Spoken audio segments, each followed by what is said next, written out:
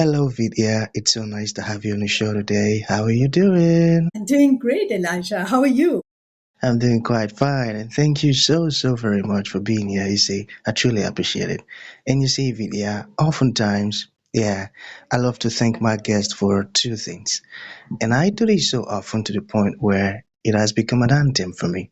So, firstly, I want to say thank you so very much, Vidya, for investing in yourself. You see, you are on this platform right now because you did invested in yourself. And oftentimes, Vidya, I love to make reference to the amazing mango tree. You see, some couple of months back, I was on a particular road, and just by the roadside, there was this very tall, unattractive mango tree. And I use the word unattractive because the mango tree's got no mangoes on it. The leaves were all dry. So I just walked past it and I went my way. But you see, just recently, Vidya, I was on that same road. And this time around, a lot's changed about the mango tree. The mango tree caught my attention pretty good from a distance. Then immediately I got the urge to move so close to it, of which I did, and it wowed me. Because now the mango tree's got a lot of mangoes on it, beautiful green leaves and healthy branches, and not just mangoes, really. I'm talking about ripe mangoes. It was such a lovely and beautiful experience that day. I was so excited. Here is my point. The fact that you dedicated your time, energy, and resources to becoming the amazing video that you are today, that alone has made it really impossible for me to skip you. And that's why you got the request from me to be on the show because I was attracted to the fruit of all that you're doing. Your philosophies, your insights, the impact your work is having, how you are offering your solutions. These stuffs are amazing. And just before you got the request from me, I said to myself, I've got to benefit from these beautiful things Vidya is doing. Not only me now, but even the audience. And here we had a day with the amazing Vidya. So thank you so very much for doing that yourself. And secondly, thank you for saying yes to the invite. Because if you had said nope, there was nothing Elisha could do about it. Thank you so much. It's Thank my you. pleasure, Elisha. I loved your story about the mango because it happens to be one of my favorite fruits in the world. So, Awesome. I love that. I love that. Beautiful. So let's get started with the IC. I'm quite excited to have you on the show today for some reasons. Firstly, my interest in knowledge seeking. I believe in order for one to transition from a chaotic situation to that of a beautiful one, Vidya, I believe it takes the application of knowledge, quality information. Hold on, please. And ever yeah, since I discovered yeah, that, yeah, and ever since I discovered that light in the Hebrew means knowledge and darkness means ignorance, I've been so keen to knowledge seeking because I do not want to remain in the dark. So that's going to make our conversation today very important to me and even to the listeners. The second reason I'm excited to have the amazing video on the show is for the sake of the audience. You see, Vidya, we live in an age where information is as abundant as grains of sand. We've got lots of information flying out there. So these folks trust me for quality, eye-opening, and very important information, of which I am totally convinced that our conversation is going to be insightful and impactful. So for that reason, Vidya, let's get started with your introduction. Talk to us about your personal or professional journey, because right now we are so curious. We want to know how Vidya got here. Then afterwards, I've gotten some beautiful questions for you. Okay, Vidya, over to you. yeah, thank you. So, I was born in India, in a humble house, I would say. And at age 23, I literally picked up two suitcases and decided that I wanted to change the way my life was at that time. And so I moved from India to the United States at a very young age, two suitcases, had no clue what to expect. And I had a shock because the moment I landed, I realized, wow, this is it. I'm responsible for everything I'm going to do from this point on in my life. I have nobody else to blame anymore for my life. So I will say that the next 10 years were, I don't know if I'd go back and do them again, but I would say I've learned so much. I've learned so much over that next 10-year time period. Kept, like you said, the story of the mango, I kept nurturing that person on the inside, and all kinds of stuff was coming up, from my past conditioning about how I should live my life, about who I should be, how I should fit in into my new culture. All of those things started coming up. And what I started to also realize on the other side was that if that was coming up, then it's because there's an opposite truth, like the darkness and the light, right? There's an opposite truth that is also there, which I have not embraced in my life. So my quest at that point really became about exploring my inner world. And on this journey, I joined corporate America first.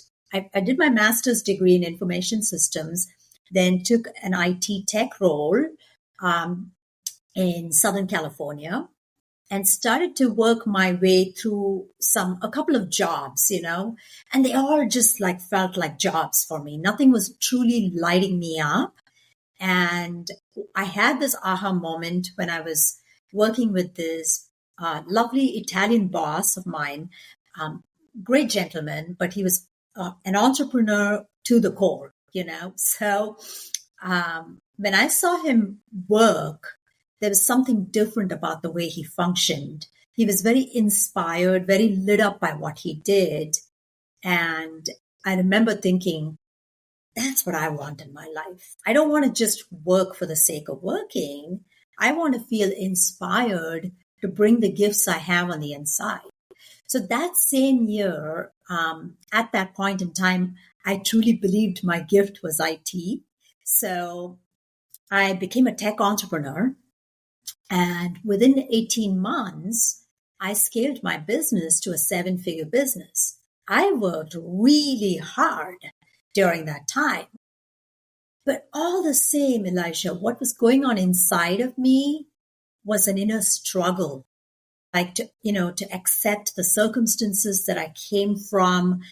I always felt like life had given me a little bit of a card, a rough card. And this tension inside me was building up and gaining momentum on the inside. And as I continued to work in corporate America, as a consultant, I was working with some large Fortune 500 and 100 companies, doing a fantastic job helping them make boku bucks. And I suddenly had a crash and burnout. And through the crash and burnout, I realized I'd come away very far away from who I was on the inside and gone over to the other side of being on the outside. So I started bringing in more somatic practices like yoga therapy and things like that into my life. And long story short, I really built myself back up. I always believe that, every moment of our existence, we're rebuilding and becoming a new person. So through yoga therapy and yoga, I really found the philosophy behind it more than the physical practice, although that was great too. The philosophy of how to keep the mind and the body in sync and healthy.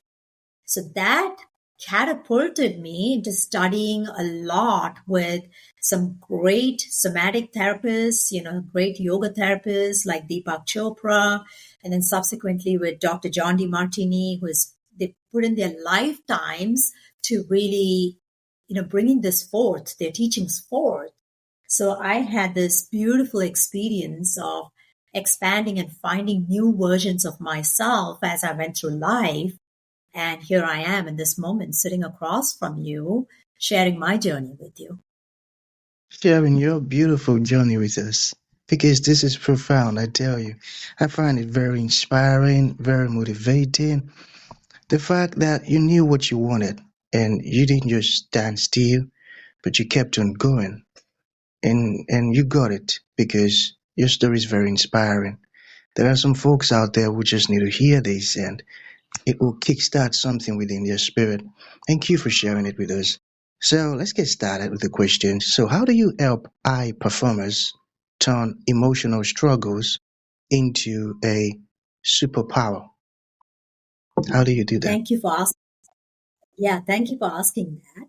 So the real core of it is to look within the emotions itself, to look at where we are missing the light, because when an emotion hits, it has a tendency to take us out of the light and just give us all the darkness that we have within ourselves. So what we do is we look at where the darkness is in us, because in the darkness is where we can also find the light. And this is what I had discovered in my own burnout, is that whatever parts of my life until that point I had gone through quite a bit of struggle in my youth, like trying to get through the educational system in India was very challenging for me because I didn't feel like I belonged in it. I didn't do very well in it. I worked really hard, but I wasn't innately good at it. Like when people asked me to do a math equation, I would just freeze because I didn't know how to do it, you know, because my brain was wired differently. And so I had told myself, for example, that I wasn't good enough all that time.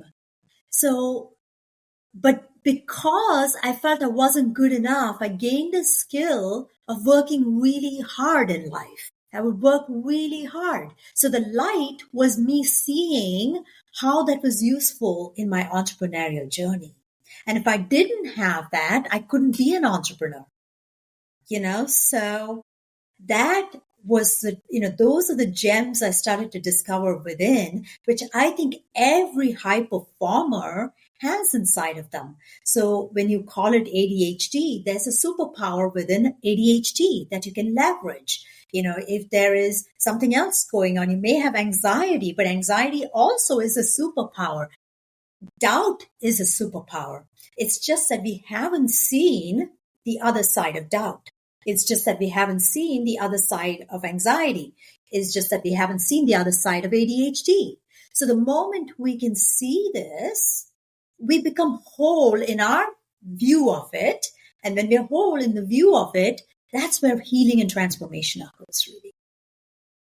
Wow, that's amazing. That's amazing, and I got that. Okay, so can you talk to us about the true resonance method?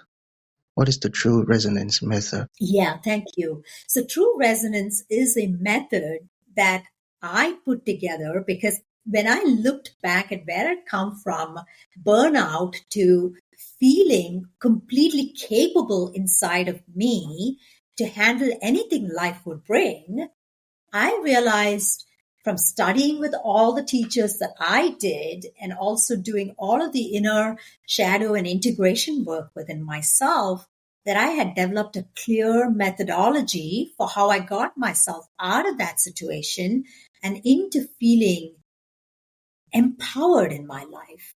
So I began to feverishly document what I had done, and it came together as true resonance method. And it's really a 5-step process that my clients work with. When they work with me, I guide them through that 5-step process and help them to move past some of their limiting beliefs and get them very strongly anchored in their sense of self so that they can feel empowered to take the steps to live in the energy of what they truly want to do in this world and what they want to enjoy in this world.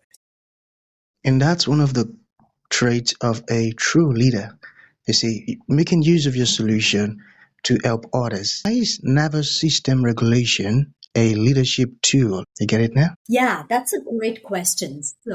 Thank you. So the nervous system is a pretty complex body. And what I have found through my deep, intensive work through yoga therapy and understanding the human philosophy, physiology, and psychology is that, when we don't associate the nervous system to the prefrontal cortex, which is really the frontal part of the brain, and we continue to live in our lower brain, we are guided more by our basic emotions and allowing them to run us.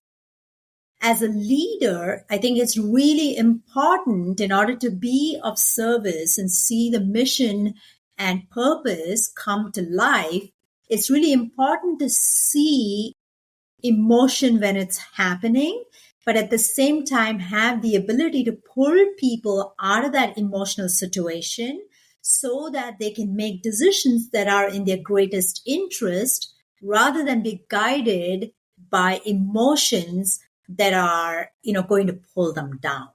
So there's two types, I would say, like when you look at emotions, there is this higher level of feeling and emotion, which is really this embodiment of what you want to see happen in the world. What do you want to see in the form of change? And then there's this lower level emotion, which is basically everything that is not right. It is guided by a reward system. I'm talking about the amygdala's reference specifically. And it has a lot of false positives about the world and how it's operating. So when we can move away from that subjective thinking, which is where the amygdala response is, and move to objective thinking, we are more capable of stepping into a higher frequency and higher energy that really in this lifetime, we as humans are able to bring over other animals and other creatures that don't have that ability. So that, I would say, is exactly why leadership should focus on nervous system regulation. Now I get it. Now I get it. Thank you for explaining it that way. So finally, Vidya, what would you like to leave the audience with, like a final thought? And to those folks who would like to reach out to you, learn more about everything we've discussed so far, or join your programs or make a purchase of your stuffs, how can that be possible? Yeah, thank you for asking. So what I would say is, get very clear on what you value the most in life. A lot of people think they value one thing, but in reality, when they do the inner work, they realize they value another thing altogether. So let me give you an example. I've seen a lot of high performers say, I value business the most. But when I do the deep digging with them and ask them some important questions to uncover what they truly value, what I found is they may be valuing family just as much as their business, and they're just telling themselves that they're valuing just business. So it could be anything, but when we look at life as an 8-dimensional experience, right? Stepping into an 8-dimensional experience means understanding what your innate zone of genius is, in which dimensions they sit, but then understanding also that the other dimensions are here to help you get to the next level. So you don't have to be a genius in those areas, but finding a way to bring that into your life by understanding who you are and your why is one of the best gifts you can give yourself. On top of that, now if you look at how you can, position yourself to not be guided by your past conditioning, then you can step into owning that in your life in a way that supports your future vision. For your viewers, I would love to offer direct connection with me through Instagram. So I would invite them to come follow me on Instagram at My Future Now by, that's BY, Vidya, that's VIDYA. And for your audience, I would love to gift them my 10 Habits of Exceptional Leadership, which is a fantastic resource, which I go to over and over again. And all my clients go to that because it's a reminder of what leadership truly is and what are the tenets that make you a great leader on the inside, which ultimately makes you the great leader on the outside. So I'd love to offer that to your audience. That's so generous. Thank you so, so very much. And that's so thoughtful of you. So that's going to be the end of the show, Vidya. Thank you so very much for coming. And thank you for sharing these beautiful stuffs with us. You say it means a whole lot. Thank you. Thank you so much, Elijah. Have a beautiful day.